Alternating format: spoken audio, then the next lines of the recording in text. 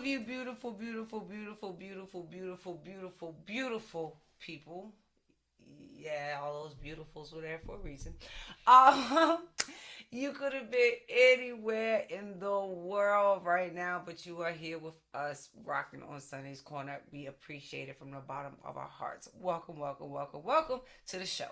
So I have two fire conversations coming up for you in the top of the second hour. We're gonna have Deontay Johnson, who is the president of the Black Conservative Foundation, and I think that's going to be a really, really, really interesting conversation.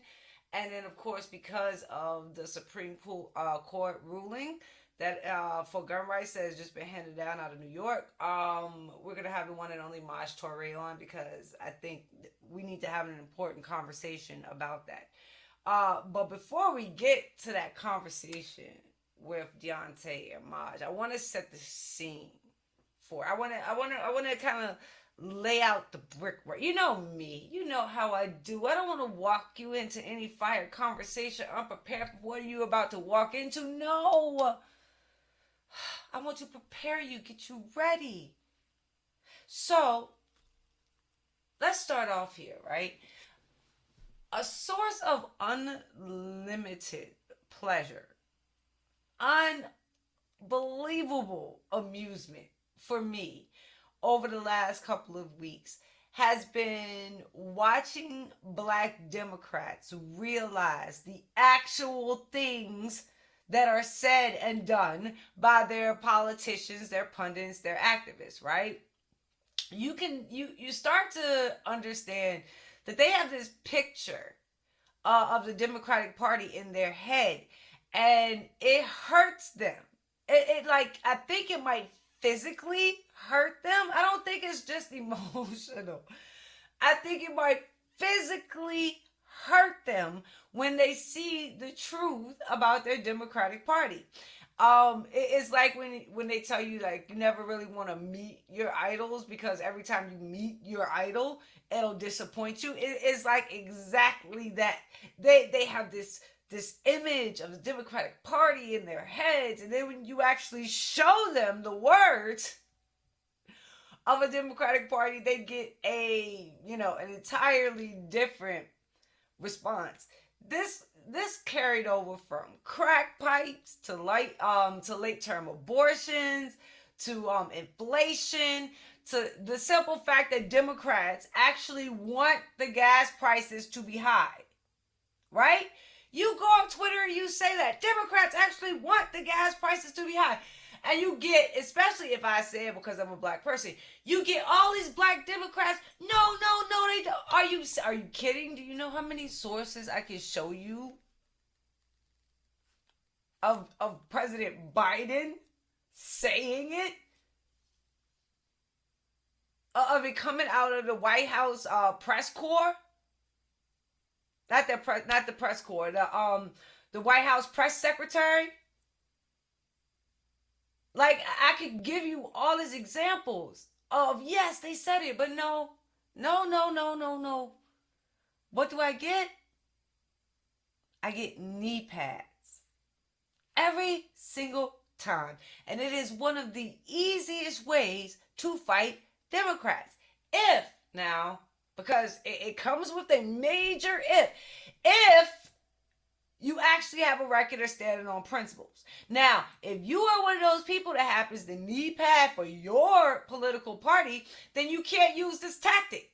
It's not going to work for you. It doesn't fit. It's the whole Mickey calling Minnie a mouse thing. You know, that Donald calling Daisy a duck thing. If you do not put we the people at the front of everything, then if you try this methodology, if you try this tactic, then you are going to be called a hypocrite and you're going to be easily dismissed. And if you try it anywhere near me, you're probably going to get laughed at and ridiculed. I'm just saying, warning you for your own benefit. But this tactic also has the added benefit of letting other Black Dems and other Blacks that are maybe non-political at all to see exactly how their black Democrat knee padders ignore what is best for the black community, ignore what is needed in the black community, ignore what needs to be addressed in the black community. They ignore it all to protect their political guards. This is the easiest way to show them that. Instead of me continuously telling them, look what they do, look what they do. See what, no, show you. Here, look what they, you can see for yourself. So it's really very easy, very, very simple. I want to share it with you. All I'll do is I'll throw a tweet out and I'll encourage all the black Dems to put on their knee pads. Tell me how this benefits the community, how this benefits black individuals. Like, you go out and you tell me how these policies that you are defending benefit us at all, right? Now, a couple of my favorites over the last kind of cycle has been watching the Dems react to the video of Maxine Waters telling her constituents to go home. See, the irony of it was that it was a rally to protest homelessness in her district, and she was telling them to go home. You would think they couldn't defend, but oh yes, they put on them knee pads to defend. Another one was when I pointed out that the new narrative coming from the right, from the left, was that if you don't support gun control, if you do not support gun control, then you are an ally to white supremacy.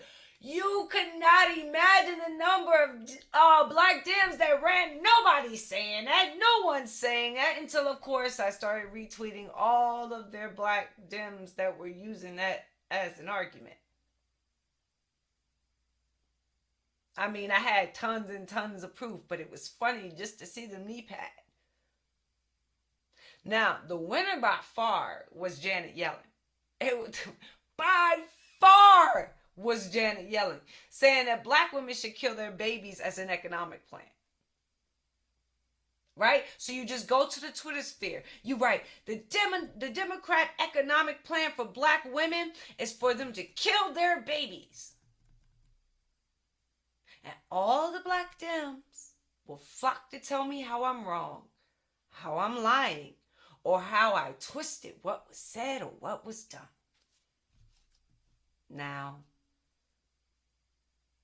watching this, because that's what I've been doing over the last couple of weeks, just watching this, it really helps you to see how detached the average black Democrat is from the party that they so vehemently protect and defend. Like, these are your gods, but you have nothing in common. You don't listen to them. You don't understand what they're saying. You don't soak in their messaging. You don't do any of that. Oh no, all you do is fight against the Republicans. You don't actually check your Democrats at all, which makes it very, very easy for me to check them for you. And when you come at me talking about, well, you're a Republican, not my Republicans, because hey, I was complaining about them doing it too, which, brings us to Sonnie's Corner. You know good and well I'm not telling you all of this for no reason. You know good and well I'm not wasting my breath on this without a cause. You know what is about to come, that I've led you down this path for a reason. And if you are a true Sonnie's Corner connoisseur, you know exactly what is coming next. Now, here are the rules. If you choose to be triggered, whose fault is that? If you choose to put on your knee pads for your political party, whose fault is that? If you choose to be a snowflake instead of considering the validity of the argument that I am about to lay at your feet, I ask you one last time, whose fault is that? Because in all of these things, that sounds like a you problem.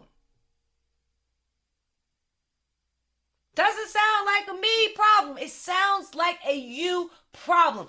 I continue to get these messages about how I shouldn't be so mean, how a simple change in my demeanor could go so far. Don't worry, I'm going to address that later on in the show. But you know how, oh, if you just changed it up just a teeny tiny bit, Sonnie. No.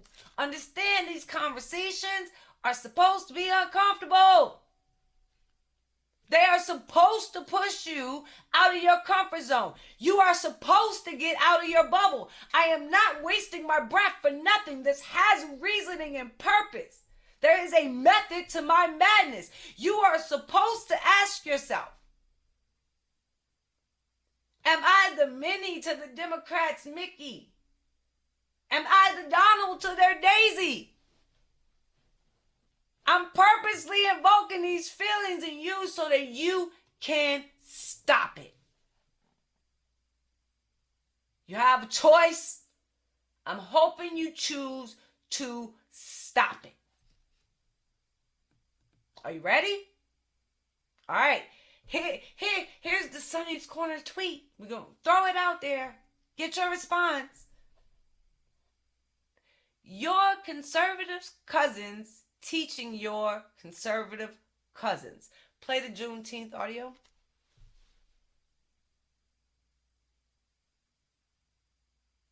The last thing this country needs is another opportunity to get wasted. And that's what people are doing, all right?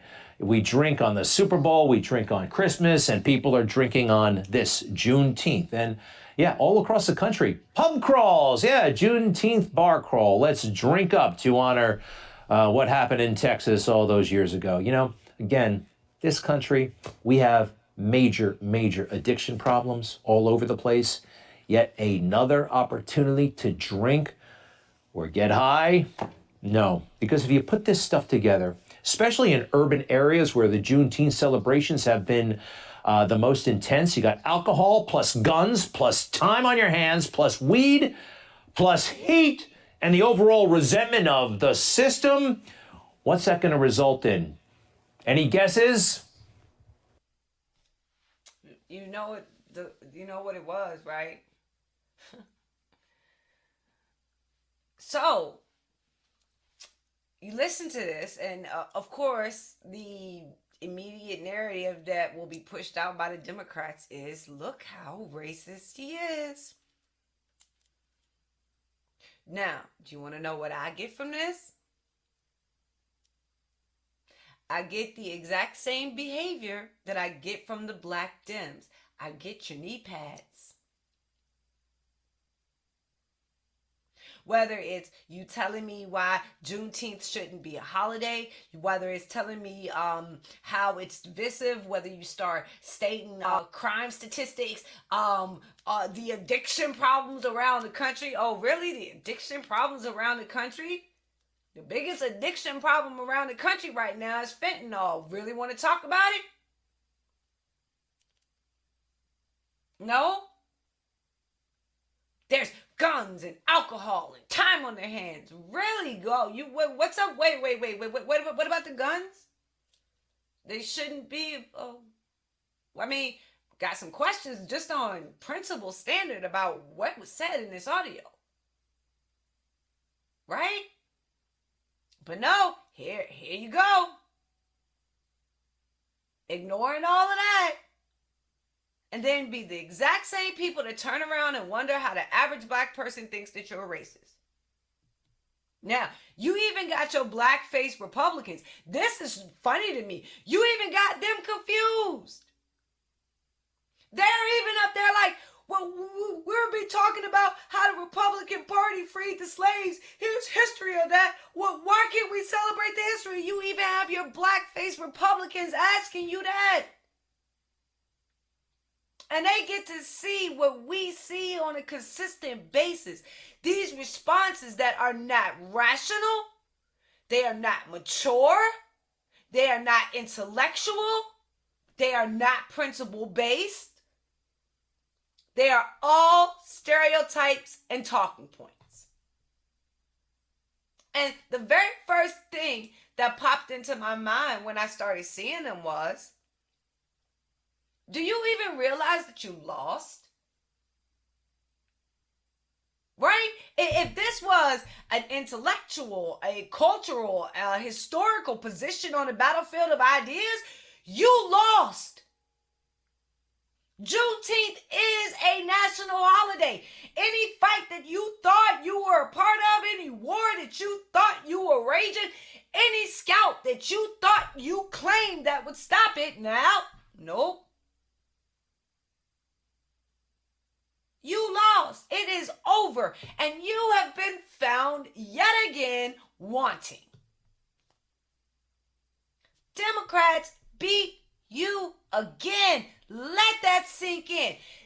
Funny, they beat you with your own history. They beat you with your history, which makes it even sadder. To think about that. Think about that. You sacrificed your history. You gave it up.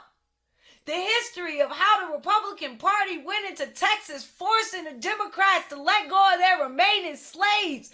Your history. You downplayed it. You insulted it. You misrepresented it. All in a own the libs moment. And the Democrats took it from you and beat you like a rented mule with it. And you don't see any problem in any... No, you just cry and snowflake and trigger. What is wrong? How is that... In what world is that rational or mature or intellectual or any of those adjectives? How can you see this as behavior fitting of people that say they want to save a country? So before I even offer you my opinion, before I even put in my 2 cents, you should probably admit to yourself that what you're doing right now is not working. Your tactics are ineffective. You can serve nothing. You win nothing. You control nothing. You shape nothing. You define nothing. How is that a record of meritocracy you think you should be judged on? Secondly, do you ever consider everything that you give up for this losing tactic? Like, do you ever think about the ramifications of what you are doing? You know me, I'm going to throw out conservatism equally applied, voluntary association, fire conversation, actual conservation of something that matters. Those are the things that pop into my mind. But your methodology gets you called racist. Your methodology sacrifices your political history. It keeps you culturally detached and immediately removes you from any intellectual grace because you don't stand on principle. And when we come along and we point out these obvious truths, what are we told? We're told that we're wrong. We're lying, we're twisting what is said, what is done. That same thing you cheered as knee pads when I told you about the Democrats, that's what you do, knee pads. I just played the audio. That's Greg Kelly. That's a conservative on Newsmax, a conservative network. Is he not one of your conservative cousins teaching your other conservative cousins?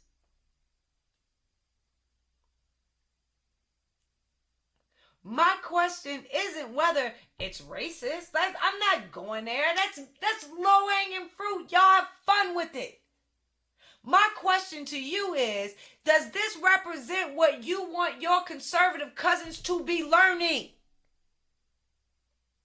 Is this how you want them responding every single Juneteenth? Because you lost the victory. You lost the war. You lost the fight. So you're going to have to deal with this every single year now. Is this the reaction you want every single year? Most Juneteenth celebrations are about local black leaders and their contribution to local areas, and then by extension the entire nation. Most of these celebrations are actually history focused.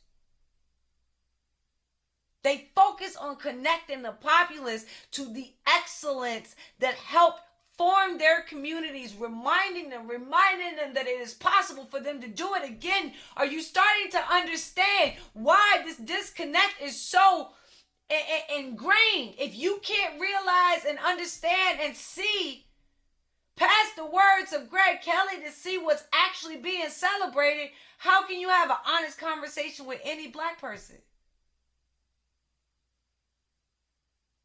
We gave you the blueprint here on Sonnie's Corner. We've always celebrated Juneteenth in our community. It just wasn't the central focus of everything. For us, the central focus was watch night. New Year's Eve, 1862. The slaves that were aware of what was on the horizon, they were anxiously waiting for the turn of the year, 12 o'clock midnight, when slavery would be abolished. Now, some ran way before then, but for the majority, they waited. Uncertain about what would happen next, scared of what the future held, but resolute in their desire for freedom. So whether it's watch night on the beginning or Juneteenth on the end, the time was about looking forward. Yes, there might be some fear. There might be some doubt. There might be some uncertainty. But we are resolute in our freedom. We are unyielding in our conservation in the idea of the individual. A concept that was denied and foreign to the former slaves. They weren't seen as individuals. They were seen as chattel. Unwavering in our conservation of the Republic, a system that was used by those former slaves to build black Wall Streets of industry, culture, history, and faith across the South.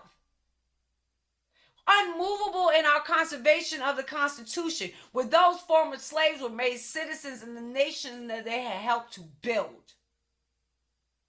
I can rinse and repeat this lesson over and over with different contexts. There's this sick dance between Dems and knee pads and Republicans and knee pads.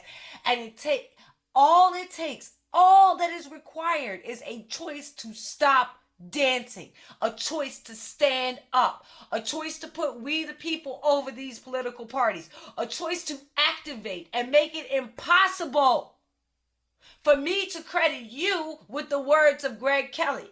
Because you have a record of principled thought to stand on.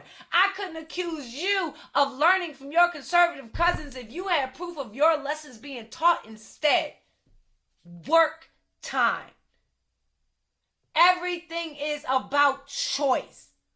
And I am continuously wondering when you guys are going to choose.